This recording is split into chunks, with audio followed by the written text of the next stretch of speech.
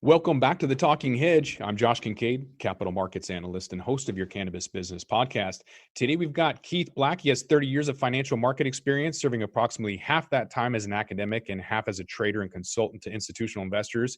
He currently serves as a Managing Director of Content Strategy for CAIA, which is the Chartered Alternative Investment Analysts Association.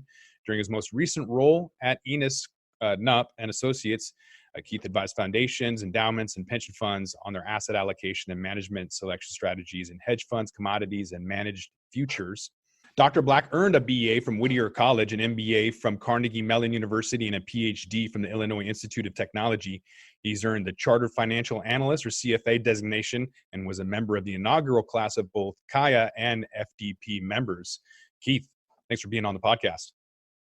Thanks, Josh. Thanks for having me. And so I work on writing the textbooks for CAIA. I work on grading the exams for CAIA. I'm co-author and one of the voiceover artists for the fundamentals program, and then one of the first members of the FDP Institute as well. So the markets have been doing some crazy things, some unprecedented events, like talking about negative interest rates potentially after the Fed's reduced rates to zero, and then talking about potentially hitting negative interest rates for oil. Kind of unprecedented. Have we seen anything else like that in the markets right now? So Europe has had negative interest rates for over a year. There's $15 trillion of negative yielding paper in the world. It started with the sovereigns in Europe, and now that's spread to even non-investment grade or junk bond companies in Europe. Some of them have negative yields, and so what we see is that the dollar continues to be a very strong currency. And so when we know that the dollar is a strong currency, the dollar has positive interest rates, and you have negative interest rates in Europe, that could bring a lot of capital into the U.S. coming for those positive interest rates. And so if you're a German-based investor, you have negative interest rates on German bonds. You come over to the U.S., you buy treasuries at 1 or 2% yields, and you have a positive return on the dollar. There's a significant positive return for you as that investor. And so what we'll see is that as the dollar continues to be strong or even stable, if interest rates in the U.S. are higher than those abroad, we'll continue to have capital flowing into the U.S. It's a very interesting time, as you said, for the commodity markets. We're going back many years of oil prices, and so we're making almost 10-year lows in oil prices in the last few weeks. But you've heard that the U.S. government wants to refill the Strategic Petroleum Reserve. The state of Texas is encouraging producers to shut in supply. So we could see a near-term floor here in the oil price. But that assumes that we get back to some level of normal economic activity in the U.S. So hopefully these lockdowns last maybe 1 to 3 months. We get on the backside of the disease as China has already done. China is already ramping up their production. So they got hit in December and January, and now at the end of March they're starting to come out of their lockdown. So if we can do that in June or July and get back to normal, then maybe there's some upside to oil. But we need the trucks to run, the cars to go, and certainly the airplanes to fly to see some upside in the oil sector. So there's nothing normal about this. I think the last time that Texas decided to reduce output, I wasn't even born. I think it was 1976. And then, you look at the dollar, which is increasing in value, or another way to say that is every other foreign currency is decreasing in value as they chase they want to close out their positions. My understanding is that some of these dollar denominated loans need to close out. In order to do that, you have to borrow US dollars, which is creating an artificial shortage or basically a short of dollars. And that's driving up the US dollar decreasing. Like I think we saw Australia decreasing 8% in one day on their currency.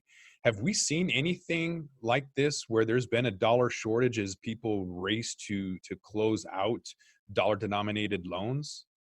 Well, we call this a flight to quality, and there's a perception that the dollar and U.S. Treasuries are going to be strong in the face of a crisis. So part of this is panic buying, simply because people want to be in what they perceive to be a relatively safe asset. And so if that continues, the dollar and the Treasury market will continue to be relatively strong. If you want to go back, I think it's 1998 and 1994.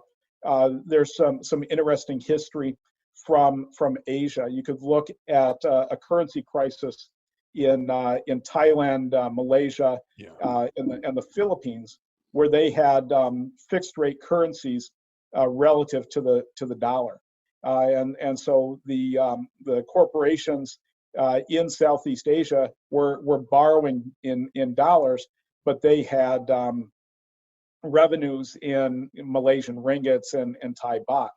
And so what happened was the local government couldn't support that fixed rate currency anymore.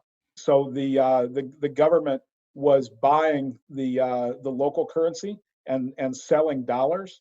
And the point came where the governments ran out of money to support that trade, and we saw a downside in those currencies in just a few weeks of 30 to 60% as they broke off that fixed rate. And so what happens now is those companies that either had to source goods abroad or, as you said, had dollar denominated debt, now their liabilities are 30 to 50% higher than they were just a few weeks ago. And so if you have dollar denominated liabilities, you don't want to have all of your revenue in a local currency and all of your liabilities in the dollar. Initially, you thought that it was cheaper to borrow in the U.S. or there was more money available in dollars than in your local currency, but you have to hedge what we call an asset liability mismatch.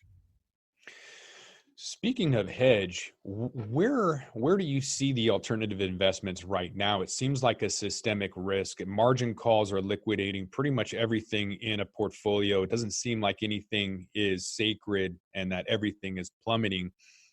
Is there an alternative to invest in the meantime when margin calls are still being met? So on the publicly traded side, there is a lot of downside risk. You see U.S. stocks down 20 to 30%. The real estate sector and REITs are down 40%. And we're starting to see downside in both investment grade and in high yield debt. There's some places you could buy supposedly investment grade U.S. debt yielding over 7% today. Wow. And so there's an assumption that a lot of that debt that's currently rated investment grade isn't going to have a good credit experience going forward. I was going to ask you to explain the significance of that, because with some of the REITs or the real estate investment trusts, if they get downgraded, won't that affect a lot more companies? Because if you're a pension plan, you have to have a certain, whether it's AAA or otherwise, you have requirements in there. And if you're downgraded, then they're forced to sell, and that sort of exacerbates the situation. Some of the multi-state operators in the hemp and cannabis industry, being like MedMen, one of the most popular, will they be affected if prices of commercial real estate drop just like a percentage or two? You're saying some of these stocks are down 40%, but as a whole, if the industry sees a correction, there should be, New York is already seeing some vacancies like they've never seen before. So where is the risk with the commercial real estate and in the market right now? So I'm working from home right now, and our full company is. And so the concern is, what if people like working from home? Mm, What mm, if the company actually perceives that productivity is equal or even greater working from home than working in the office? mm, If that's the case, uh, even if we're locked in just for a few weeks, that might change the long-term behavior of companies if people like working virtually. Uh, we're also worried about stores and restaurants. If we're out for just 1 or 2 months, could we lose a substantial portion of the stores and the restaurants? Right, they need to pay their rent in addition to their salaries when they have little to no revenue. Certainly, the cannabis space a lot better than I do. But maybe that's a flight to quality where people who are able to pay their rent and work at home need a little anxiety reduction, and maybe that's something that is going to remain strong. But we saw probably an 80% downside risk in the publicly traded cannabis space in just the last few weeks, even though we're mhm, bouncing off those lows the last couple of days. And so for commercial real estate, whether it's multifamily, whether it's office, whether it's retail, industrial, it all comes down to, are people paying their rent? And there's a knock-on effect here, right? So not only does the restaurant or the store go out of business and not pay the rent there, the people who used to work there have to pay the rent on their apartment building. And so that's another area of that commercial real estate where we might be seeing some downside risk. I think after 2009, when we hit the lows on March 9th of 2009, a lot of those people who lost their jobs in construction or wherever it was at found occupations in as waiters and waitresses. And so as everyone is being forced to shut down, that's going to maybe shift them to the grocery stores in the meantime to collect a paycheck. But it's going to have a dramatic effect on the industry as a whole. There were people who left Microsoft to start food trucks, and that's really just kind of expanded the amount of restaurants. And in my opinion, I'm not a foodie, but I go to a lot of places and I'm just not satisfied with the value that I'm getting. So the food isn't as good as what I'm supposed to be paying. Go to a nice Thai restaurant or Indian restaurant, you're supposed to pay $100 for me and my wife, and that's not even including alcohol. So whether the forced consolidation or capitulation occurs, those people are going to have to find another job. Is there any idea of where they may land? Is there any data to support some theses on where the new occupation will flow? Right now, Amazon is hiring. And so you've got unprecedented demand in supermarkets as well as any kind of delivery, right? And so whether you work for UPS or FedEx or Amazon, Amazon's looking to hire 100,000 people to deliver packages, and I'm sure a lot of them are on furlough from hotels or restaurants or retail operations Mm-hmm. that are now furloughed. Mm-hmm. This seems like it's more of a symptom, where the problem, in my opinion, or from my experience, seems like it could be a Forex play. And I'm wondering about your opinion on my hypothesis here, where China was devaluing their currency, and that forced a lot of Chinese to take that money and bring it to Vancouver, San Francisco, Seattle, Toronto, and they put it in piggy banks in the form of housing. So in the spring and summer of 2016, half of all Seattle suburbs were having real estate being purchased with cash, which is pretty unheard of, 60+%. And so that flight to safety, as you mentioned, in my opinion or my view, seemed to be more of a Forex play to get the money out of China so that the prices wouldn't be depressed. And now that we're kind of seeing close to support levels or the bottoming out eventually, do you think that, or do you see the housing being sold as a result, and then housing prices also taking a fall similar to 2008? So there's two things that drive the housing market. One is the local job market, and two are these international money flows. Hmm. And so at the end of the day, you have to look at Hong Kong and San Francisco as generally unaffordable to people unless they have these great jobs in tech or in real estate or in financial markets.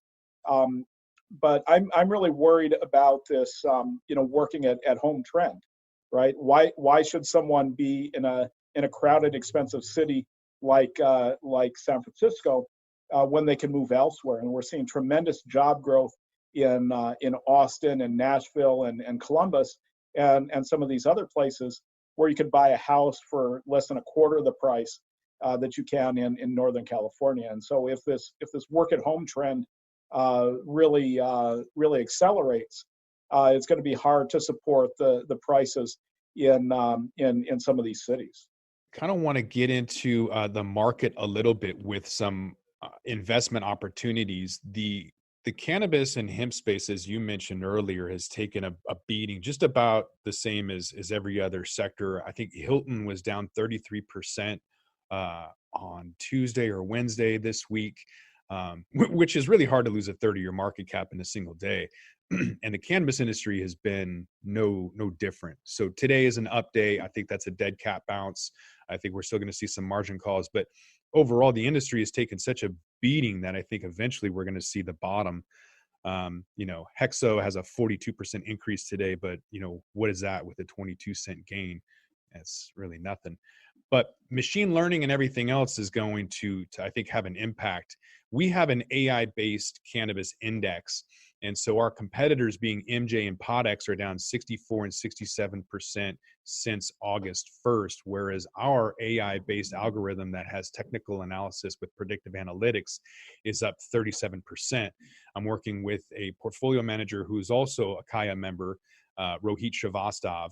He's with Saroj and Banu Fund. I met him at the Seattle chapter of the Chartered Alternative Investment Analysts group, where I was a panelist for alternative investing. This is back in August. And so by comparison, year to date, almost 4% doesn't sound that good until you look at the competitors that are down almost 45 and almost 60%. Where is the future with alternative or with AI and machine learning?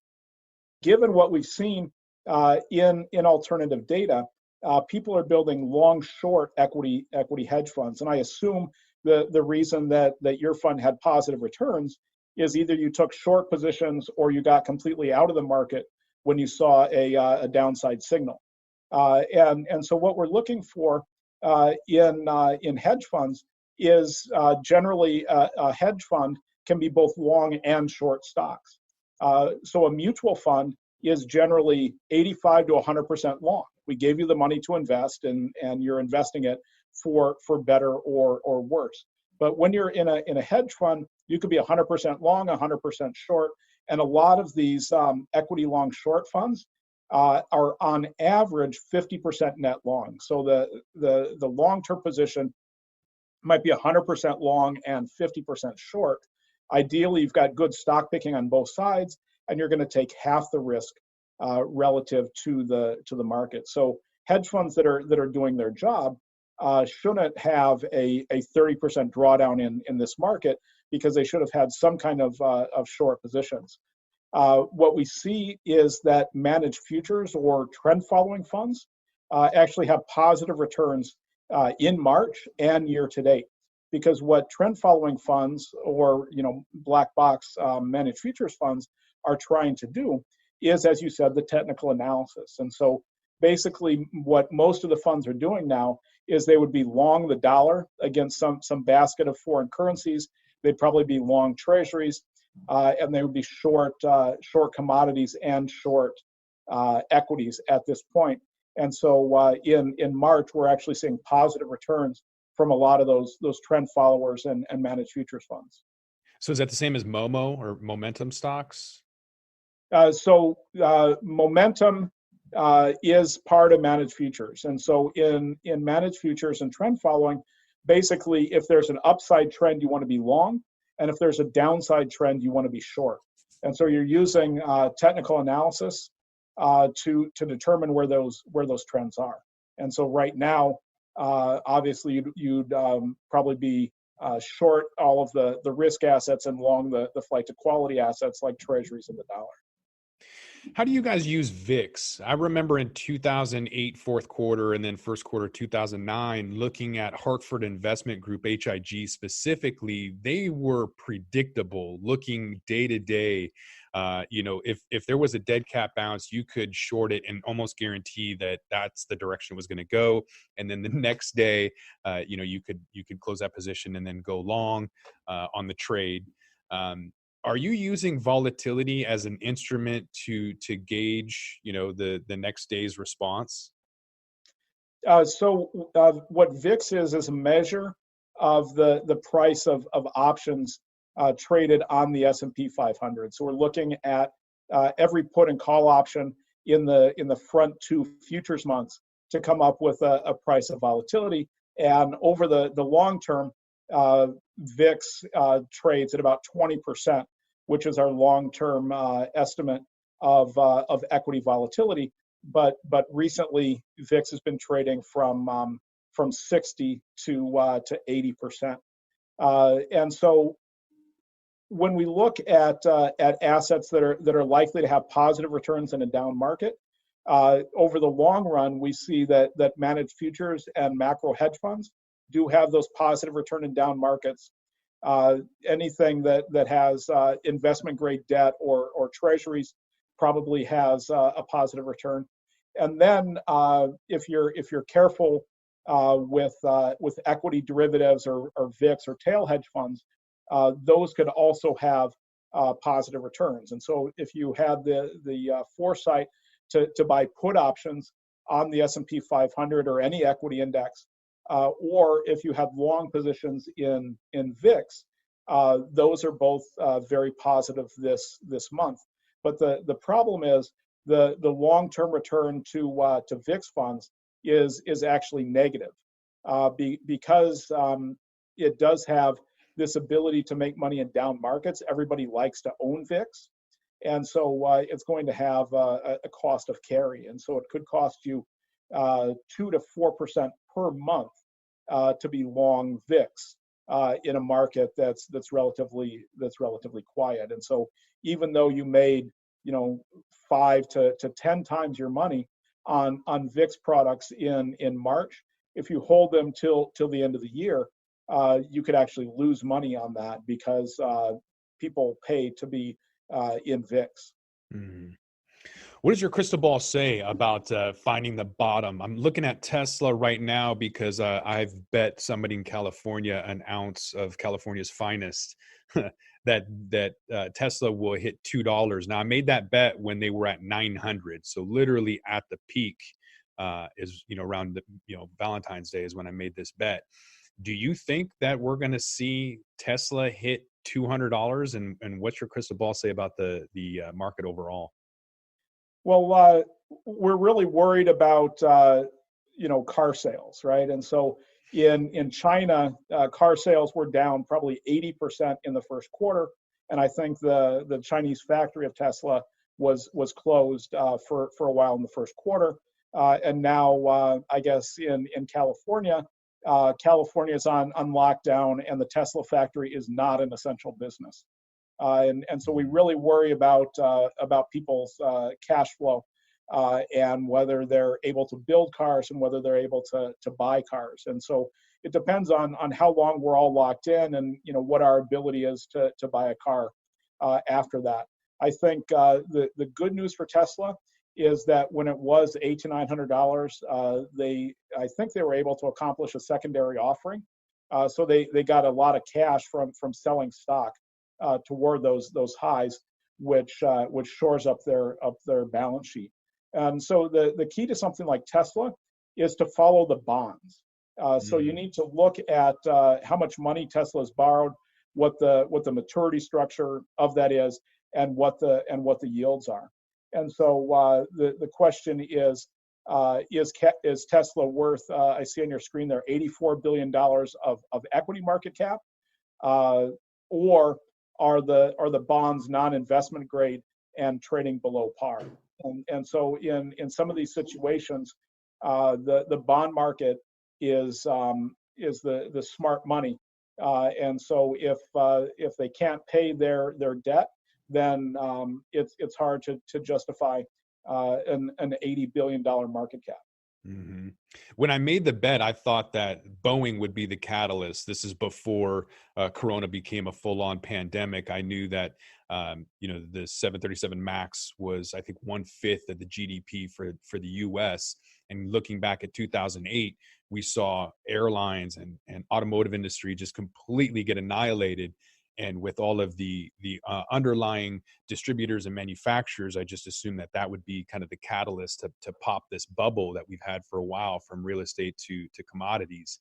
And so with Boeing recently asking for a bailout, I find it fascinating that all of these companies, from banks to airlines, everyone was buying stock back at the highest, most expensive market we've had ever. And then now they're not doing stock buybacks. Wouldn't now be the most opportune time for stock buybacks? Why were they buying it then, and why aren't they buying it now?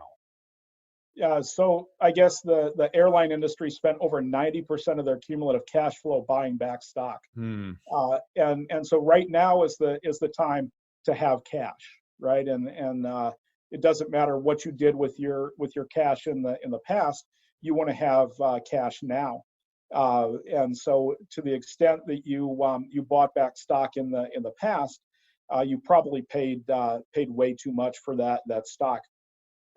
Politically, the buybacks are now linked to the bailouts, and so I would anticipate any bailout, whether it's from the airlines or Boeing or automakers.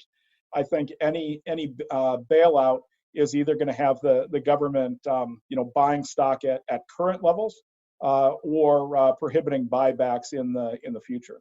But the government actually made money on the bailouts in 2008, which is really interesting. A lot of people don't realize this, that whether it was TARP or TALF, when they bailed out the large banks, when they bailed out some insurance companies, now and Fannie and Freddie, the government actually made money on those, because we didn't just give them money, we actually made investments in their companies, and when they recovered, those investments became more lucrative for the government. And so the net cost of these bailouts in 2008 was actually a net positive investment on these cases. And so if the government has strings on these rather than giveaways, if they're actually investments, we would potentially profit in the long run once we get back to a somewhat normal and mobile life. That adds fire to the conspiracy of Reagan's working group. They call that the plunge protection team. And that's the conspiracy that at 12:45, the last 15 minutes of trading, the plunge protection team steps in and buys up all of the stock to make it rounded, like right at zero, so that there is no loss. But out in the open, they've been discussing buying equities in exchange for the troubled asset relief program. So instead of just giving companies bailout money, they're buying their stock as a form of support or relief. And then, like you said, they made money in 2008. Not really something that they normally do. Like AIG, they kind of just let them fail. Boeing, they may end up doing the same thing because there's a lot of public pushback. What's that going to do to pension plans, though? So right now, if you were invested in both stocks and in bonds this year, you are at a loss for this year. And so on the equity side, we're trading back at 2017 levels. And so if you just own the same basket of stocks you owned in 2017, you're down on that. But there's a nice gain in the bond market that somewhat offsets that. And so there are probably losses in the pension asset portfolio, but we also have to look at the pension liability portfolio. And so we're looking at the number of pensioners and what their wages are.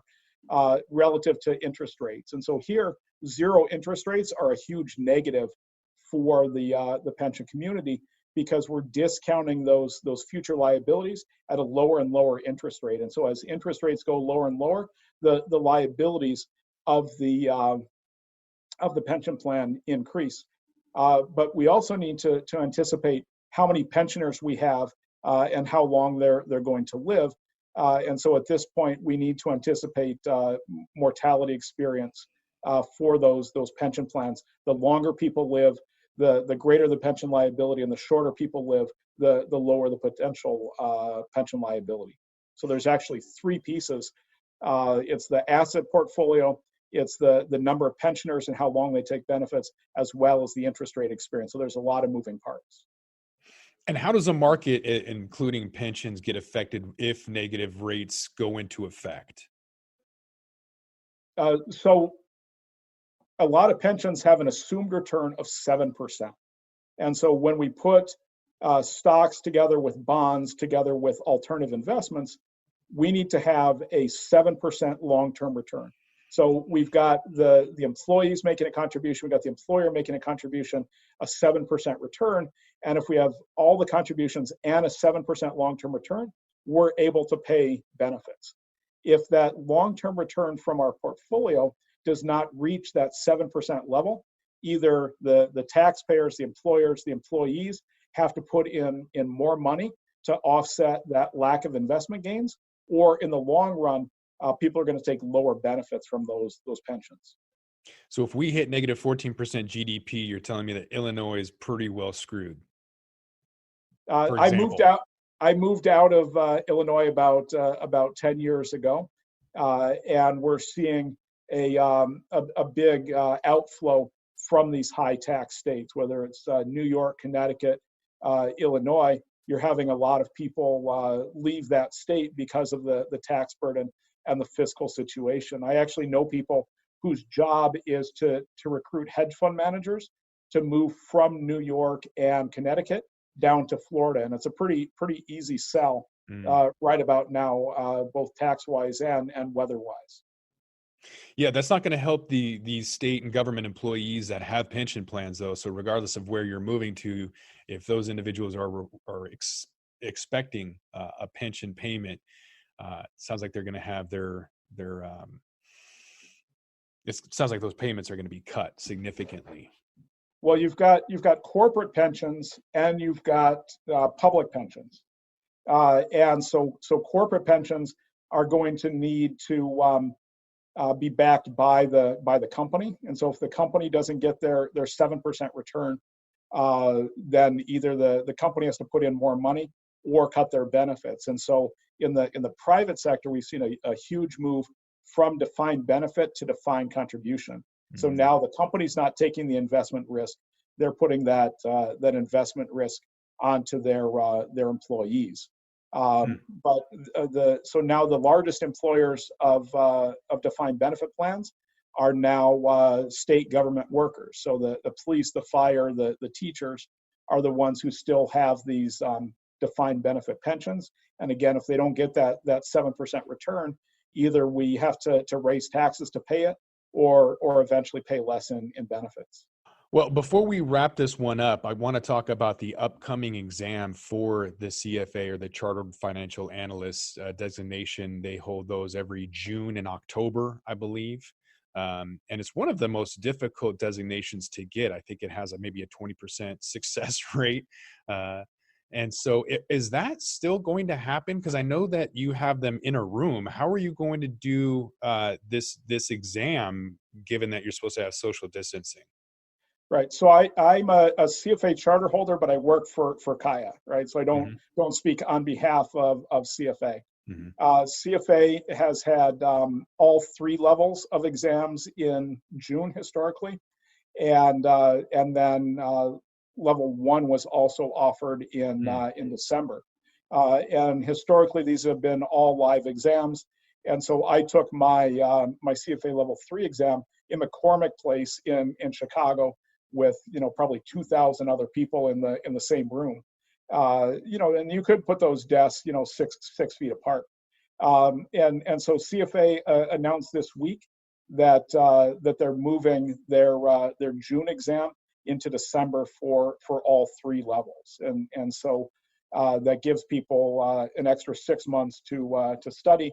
And given that it's March now, people weren't fully completed with their study program for the June exam yet. And as I said earlier, hopefully this is all behind us in May or June, and we could come out of hiding and reduce that mortality.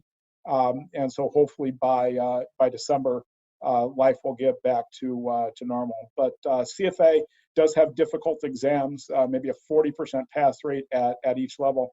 And as you said, less than a quarter of the people make it through all three levels.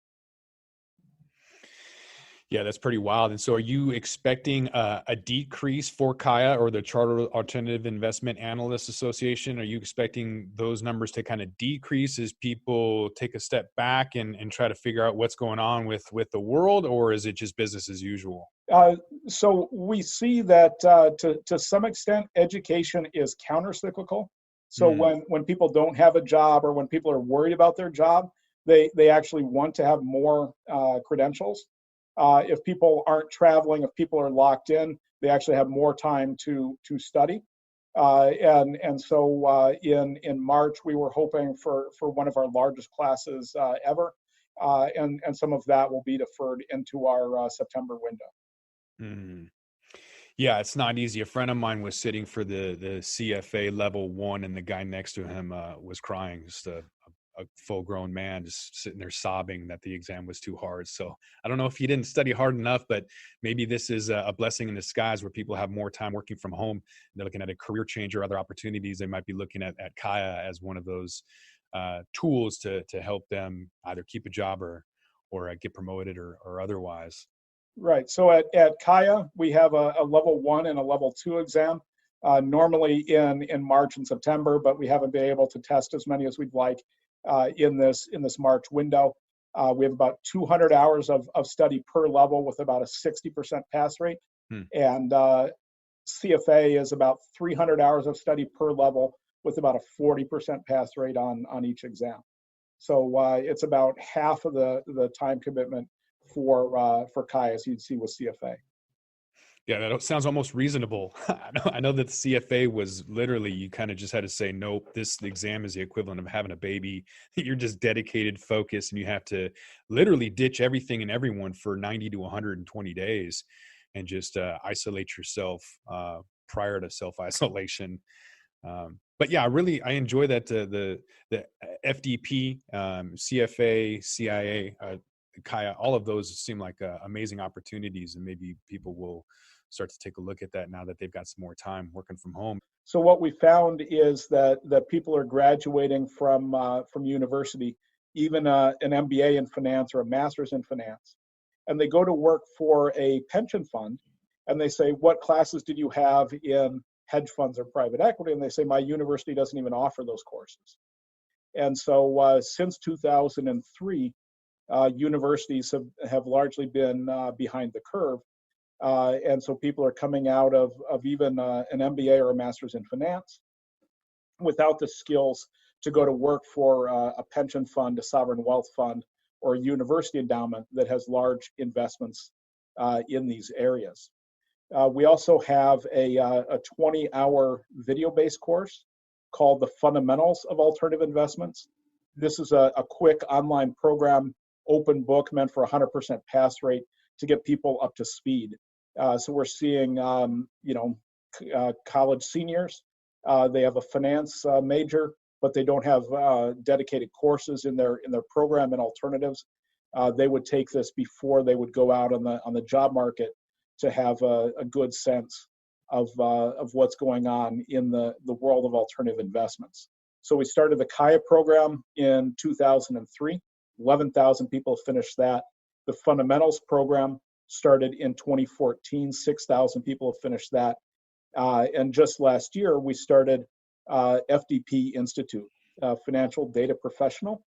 And so this is a one exam program focused on the uses of data in the financial markets. So we look at big data, artificial intelligence, machine learning, robo-advisors, alternative data, and then we require some coursework in R or Python to go with that.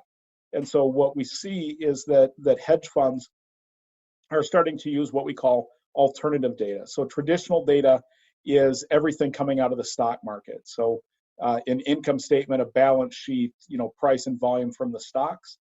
But alternative data is kind of interesting. And so hedge funds are reading your email.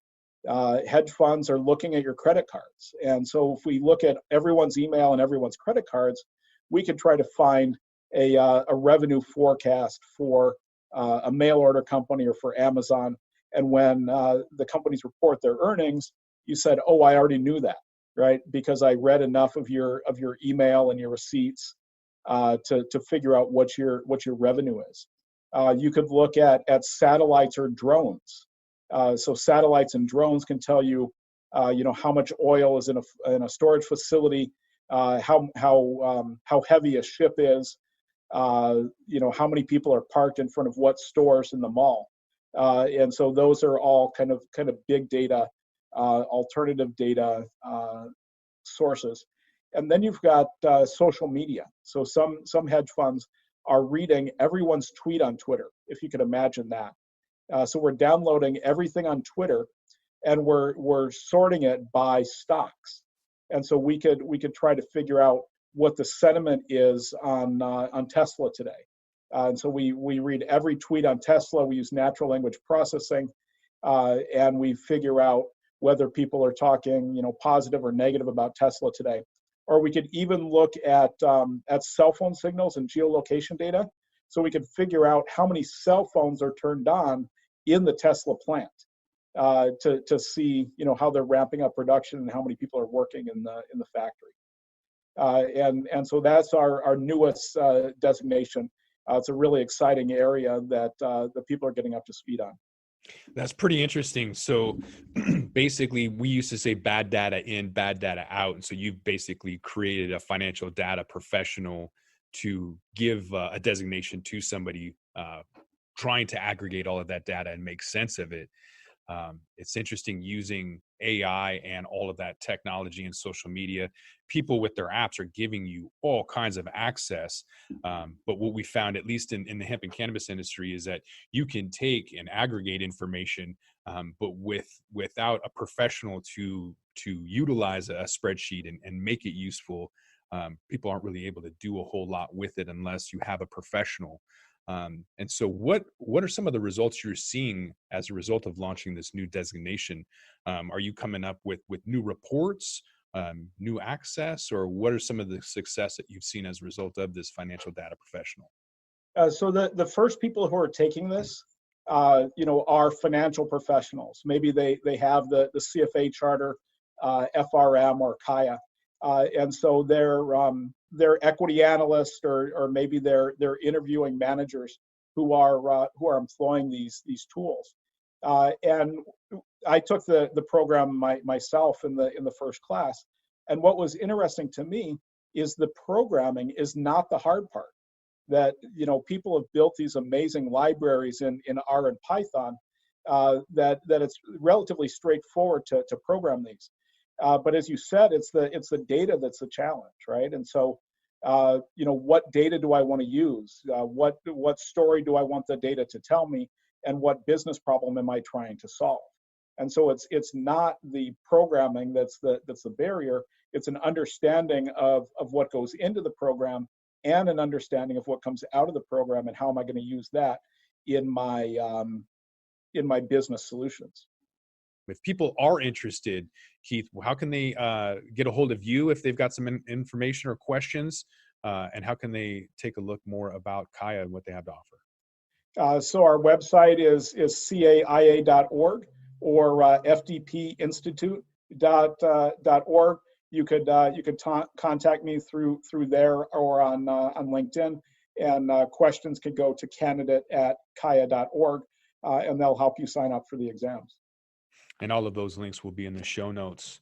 So with that, we're going to roll this one up. I want to thank my guest, Keith Black. He's a Ph.D., he's a CFA, CAIA member, and FDP member. Keith, thanks for being on the podcast. Thanks, Josh. I'm Josh Kincaid. This is The Talking Hedge. Don't forget to like, share, and subscribe, or don't. And I'm out.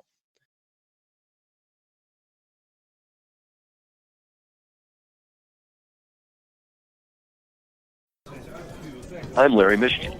I'd like to invite you to join Jim, Marty, and me on our weekly podcast, The Deadhead Cannabis Show.